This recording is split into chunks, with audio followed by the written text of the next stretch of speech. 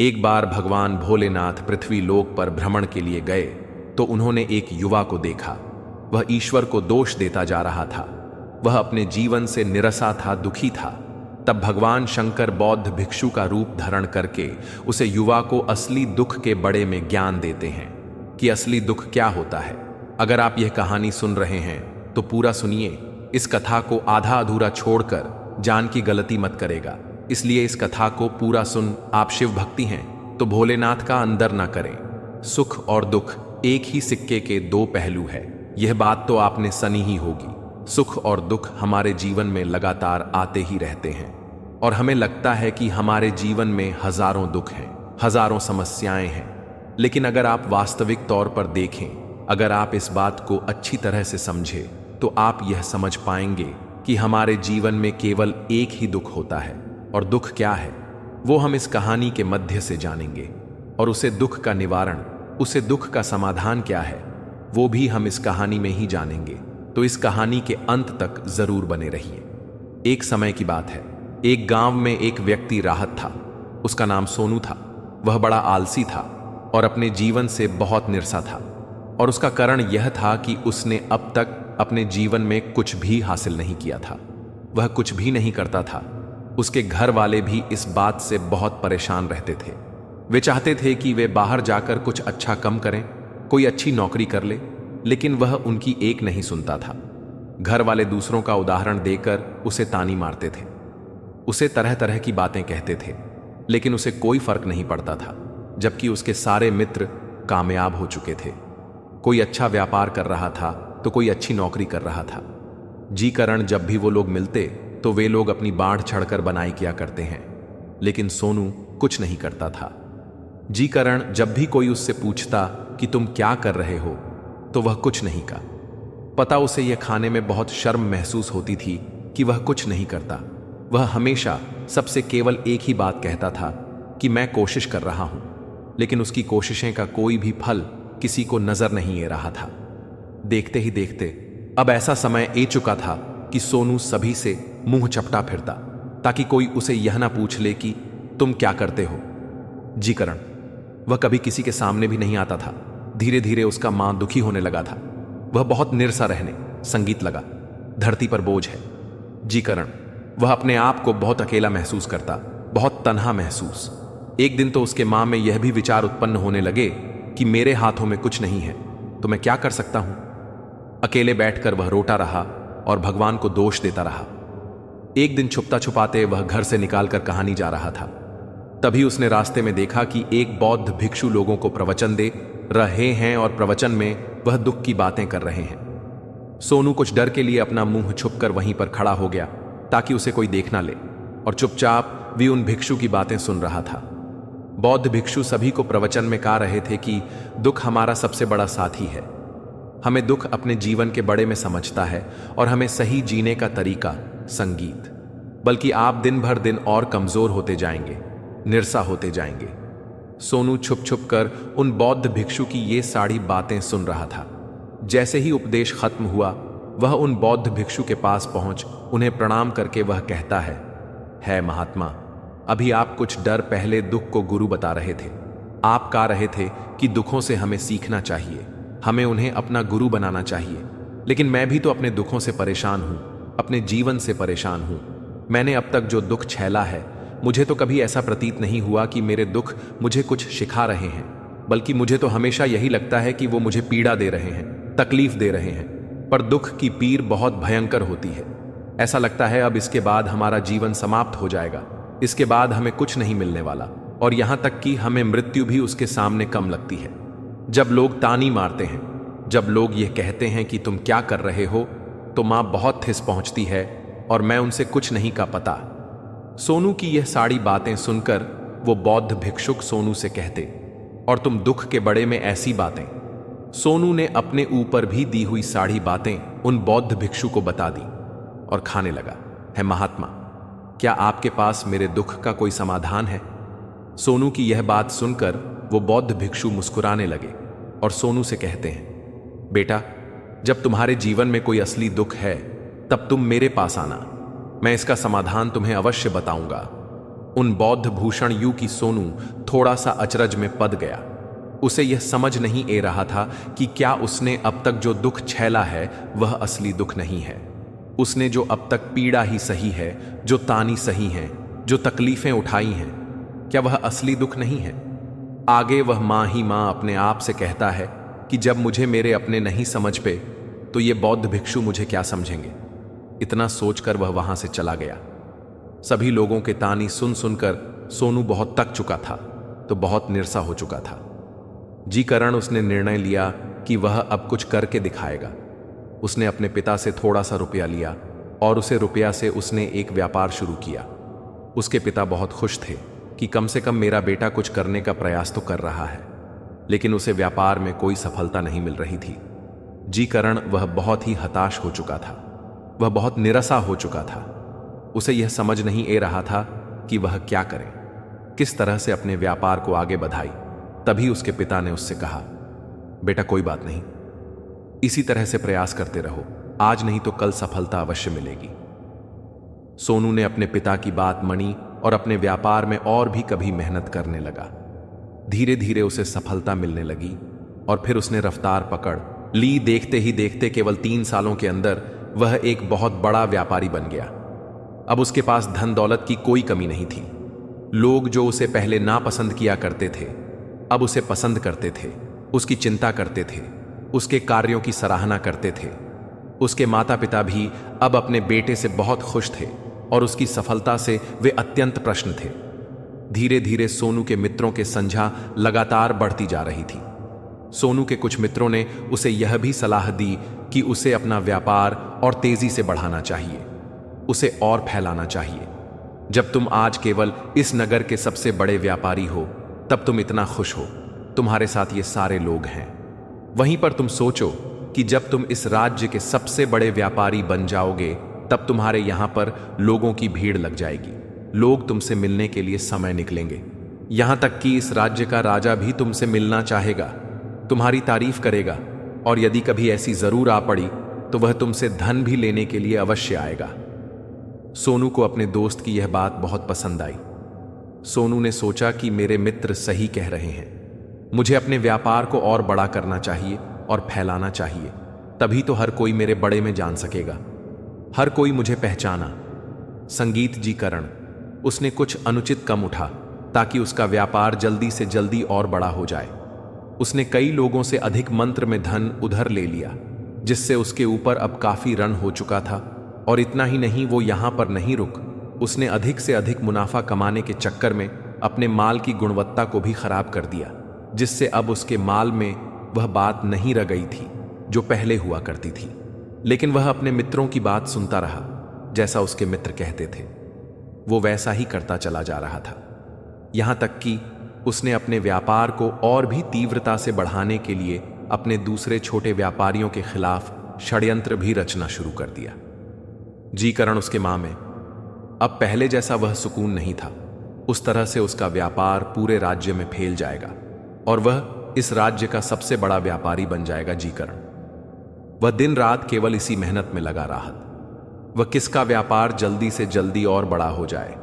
हालांकि उसके पास अब सब कुछ था, धन दौलत, अच्छा घर, गाड़ियां, नौकर जाकर सभी सुख सुविधा, लेकिन उसके बावजूद भी वो उन चीजों का लाभ नहीं उठा कर रहा था, क्योंकि उसका पूरा ध्यान केवल अपने व्यापार को और उन्नति पर ले जाना था।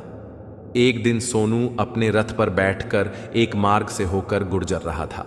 तभी रास्ते में उन्हें गुरुवार का आश्रम भारत यह देखकर वह उन बौद्ध भिक्षु के पास गया और बौद्ध भिक्षु से खाने लगा। है महात्मा, आपने कहा था कि जब मेरे जीवन में कोई असली दुख आए तब मैं आपके पास आऊं। इस कारण मैं यहां पर आया हूं। आज मैं बहुत दुखी हूं, मैं रातों को सो नहीं पाता। मेरे पास सब कुछ होते हुए भी मैं उनका लुक नहीं उठा। पता उसने अपनी सारी बातें एक एक करके। बेटा, जब तुम पहले बार आए थे तब भी तुम बहुत दुखी थे, लेकिन तब तुमने अपने दुख से क्या सीखा था? इसके जवाब में सोनू उन बौद्ध भिक्षु से कहता है महात्मा, जब मैं अपने जीवन में कुछ नहीं कर रहा था तब मैंने अपने दुखों से यह सीखा था कि केवल सोने मंत्र से कुछ नहीं होगा। उसके लिए हमें कुछ करना भी पड़ेगा, और केवल कोई कर्म करना ही हमें सफल नहीं बनाता। बल्कि उसे कर्म को उसके अंजाम तक पहुंचाना हमें सफल बनाता है। फिर चाहे रास्ता कैसा भी हो, फिर चाहे परिस्थितियों कैसी भी क्यों ना हो, फिर चाहे कितनी ही बढ़ाएं आपके रास्ते में क्यों ना आ जाए, चाहे ऐसा क्यों ना लगे कि अब आपके जीवन में कुछ नहीं बचा और आप कुछ नहीं कर सकते, तब भी हौसला बनाए रखो, उम्मीद ना छोड़े और अपने कार्य पर डेट रहो, यह सोचकर कि जब तक मैं अपने कार्य को सफल नहीं कर लेता, जब तक मैं अपने लक्ष्य तक नहीं पहुंच जाता, तब तक मैं इस कार्य को करता रहूंगा। मैं इस कार्य में अवश्य सफल होकर ही रहूंगा। जबकि बाकी लोग केवल सफल लोगों को महत्व देते हैं, उनके कर्मों को नहीं। सोनू की यह सारी बातें सुनकर वह बौद्ध भिक्षु मुस्कुराने लगे और इस सोनू से कहते हैं, बेटा, जब तुम्हारे जीवन में असली दुख आए तब तुम मेरे पास आना, मैं तुम्हारी समस्या का समाधान अवश्य करूंगा। इतना कहकर वह बौद्ध भिक्षु वहां से उठकर चले गए। सोनू एक बार फिर से उनकी यह बातें सुनकर आश्चर्यचकित रह गया। उसे अब यह समझ नहीं आ रहा था कि क्या उसने जो दुख देखा है, उससे जो तकलीफ है, अब तक सही है, क्या वह असली दुख नहीं है। उसके मां में अब एक सवाल उत्पन्न होने लगा कि असली दुख क्या है और इसकी पहचान क्या है, और मुझे कैसे पता चलेगा कि इस समय में असली दुख मैं हूं। लेकिन उसने कुछ नहीं कहा। भैया सब सोच ही रहा था कि तभी वह बौद्ध भिक्षु सोनू के पास एक बड़ा सा घर लेकर पहुंच जाते हैं। उसे घर के अंदर सोने के सिक्के थे।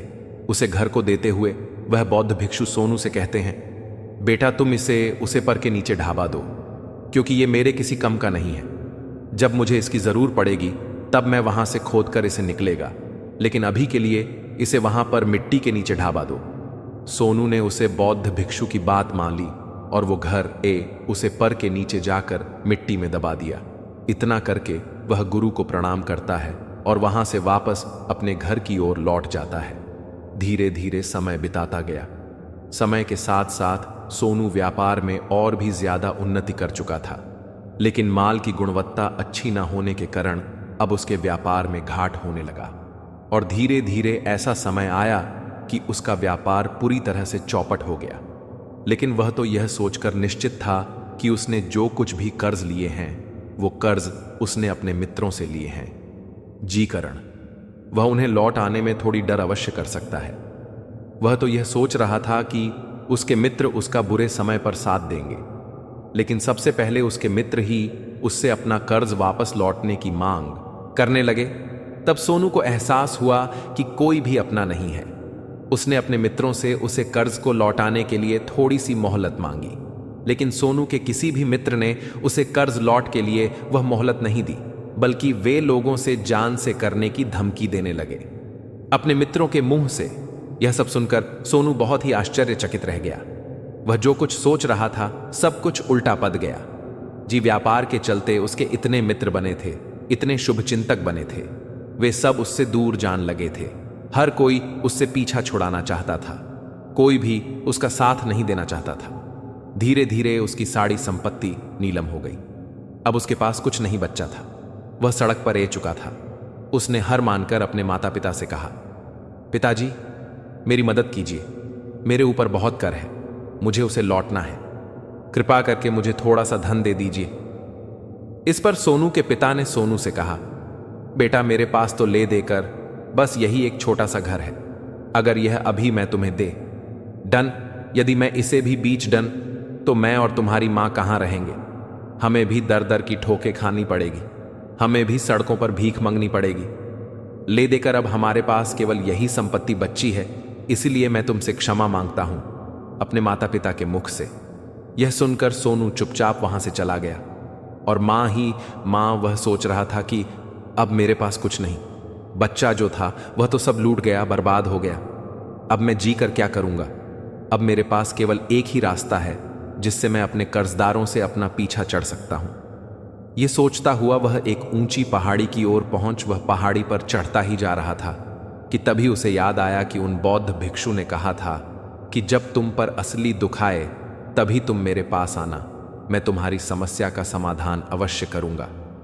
यह सोचकर सोनू के मां में एक बार फिर उम्मीद की वह लहर द्वारा, पर सोनू तुरंत दौड़ता हुआ उन बौद्ध भिक्षु के पास पहुंच और सोनू ने उन्हें प्रणाम करके अपने ऊपर बीती हुई हर एक बात उन्हें बता दी और खाने लगा। है महात्मा, आपने कहा था कि जब मेरे ऊपर असली दुख आएगा तब आप उसका समाधान अवश्य करेंगे। तभी वह बौद्ध भिक्षु सोनू की इस बात को सुनकर मुस्कुराने लगे और कहते हैं, बेटा कहाँ है असली दुख? जब तुम्हारी जीवन में असली दुख आएगा तो मैं उसका समाधान अवश्य करूंगा। सब्र का बंध टूट गया और सोनू ने उन बौद्ध भिक्षुओं से कहा, है महात्मा, आखिर ये असली दुख क्या होता है? क्या मैंने आज तक जो भी दुख झेला है, जो भी तकलीफें आज तक मैंने सही है, क्या ये दुख नहीं है? क्या इसे दुख नहीं कहते? तभी वो बौद्ध भिक्षु सोनू से कहते हैं, बेटा पहले तो मुझे ये बताओ कि तुमने अपने दुख से क्या सीखा है। इसका जवाब देते हुए सोनू उन बौद्ध भिक्षु से कहता है महात्मा, मैंने तो यही देखा है कि झोलो तुम्हारी तरक्की में तुम्हारा पीछा करते हैं, तुम्हारे साथ जुड़ने हैं, वो लोग तुम्हें अवश्य धोखा देंगे, क्योंकि ऐसे लोग बुरे समय पर तुम्हारा साथ नहीं देने वाले बल्कि तुम्हारा फायदा उठाने का ही वह प्रयास करेंगे। इसलिए ऐसे लोगों पर भरोसा ना करें, बल्कि जो लोग तुम्हारी असफलता के समय पर, तुम्हारे बुरे समय पर तुम्हारे साथ खड़े हैं, वही तुम्हारे असली मित्र हैं और वही तुम्हारे साथ रहते हैं। और ऐसे लोग तुम्हें बहुत कम मिलते हैं, और जिन्हें ऐसे लोग मिलते हैं उन्हें हमेशा उनके कद्र करने चाहिए। आगे सोनू उन बौद्ध भिक्षु से कहता है कि जब तुम कोई कार्य कर रहे हो तो उसे पूरी ईमानदारी से करो, धैर्य रखो, लालच ऐन करो और अपने लक्ष्य तक पहुंचने के लिए भी कोई षड्यंत्र ना चो, क्योंकि ऐसा करने से तुम्हारे साथ ही बड़ा होगा और तुम्हें हमेशा नुकसान में रहोगे। सोनू की यह सारी बातें सुनकर बौद्ध भिक्षु उसे पर के पास पहुंचे। उन्होंने गद्दा खुदा और वह घर निकालकर उसे सोनू के हाथ में थमा दिया, जिसमें सोने के सिक्के भरे हुए थे।